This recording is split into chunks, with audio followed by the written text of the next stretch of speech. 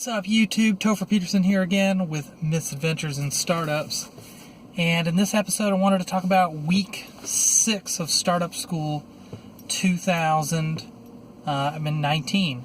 I think in my last episode, I talked about how I was going to attempt to launch the new version of my app, kind of doing like I was going to try and build it all in like one day on my day off. Well, this is the update kind of episode or whatever. It ended up taking me 2 days. So I have 2 days off from work. I hacked for like 8 hours on the first day, and then the next day it was like a 16-hour ordeal. There was all kinds of problems that I ran into. But the new version is out, and if you don't follow my vlog, and for some reason you just... Well, I don't have any subscribers, so nobody's probably following the vlog, but if you happen to be watching this episode and you haven't seen the other episodes, my app is called Money Phone. It's a personal finance app. Essentially, it's an expense tracker that I built for myself to help me better manage my money. Anyway, I'm really, really happy with the new version of the app, even though it has a long way. Maybe not a real long way. I'm probably 3/4 of the way, 2/3 to 3/4 of the way to having something I think is really good.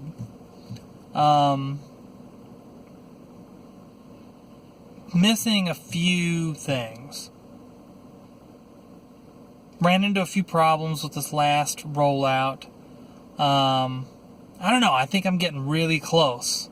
I've been working on this now for... I'm not sure. This is maybe the 3rd iteration of the app. Anyway, sorry, I have a tendency of making these videos way longer than I plan on making them to be.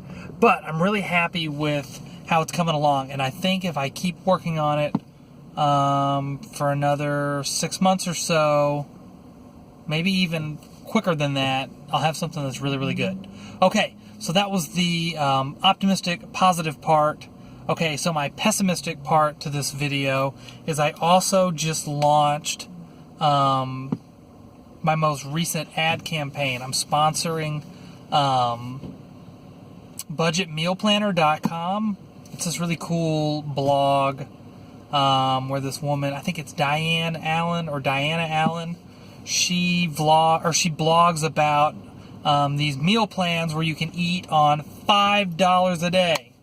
Not $5 a meal, $5 a day. I think I aim for, $5 or $6 a meal. She is blogging about $5 a day, which is kind of it's a little bit extreme, but it's pretty cool idea. I like it. And I think it kind of fits with the theme of my app, so that's why I wanted to advertise with her. However, the advertisement was kind of a failure. I guess I think I got a few clicks. I gave her a bit.ly link so I could track, how many clicks and whatnot I got. But I didn't get any installs, 0 installs. So I was really depressed about that. Here's what I thought in my mind is that I would get a few sign-ups, like people would install, and then maybe none of those people would actually link their bank account. Best case scenario, I was hoping I would get at least one person to sign up and link their bank account. But I got 0 sign-ups. At all. Maybe somebody downloaded the app and didn't create a username and password. That could be. Anyway, that's where I'm at. I'm really happy with how, so far through week 6 of Startup School, I'm really happy with how my app's coming along. I think I keep hearing this term. I've started hearing this term amongst people in the startup community about shipping cadence with your product. And I think my shipping cadence, it could be better, but I think I'm still doing pretty good. Because I can kind of see the product evolving. And what I launched was not very good, and it's getting better, and it's getting better, and it's getting better. So I think I just need to kind of pick up the cadence a little bit. But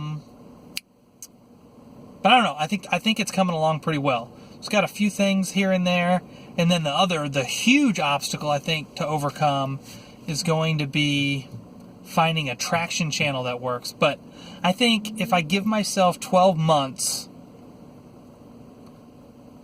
I think it's inevitable that my app is going to be pretty good. That I will have all the little imperfections and whatnot worked out, and that I will have something that's pretty good. And honestly, I think what I have right now is probably better than Mint.com. I have the Mint.com app. I'm not impressed. I've tried all the other personal finance apps. Not impressed. I think what I have is really good.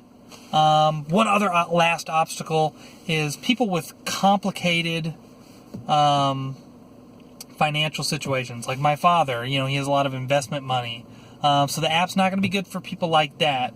My friends that use credit cards, it's maybe not going to be good for people that have credit cards and whatnot, or people that are not all that concerned with.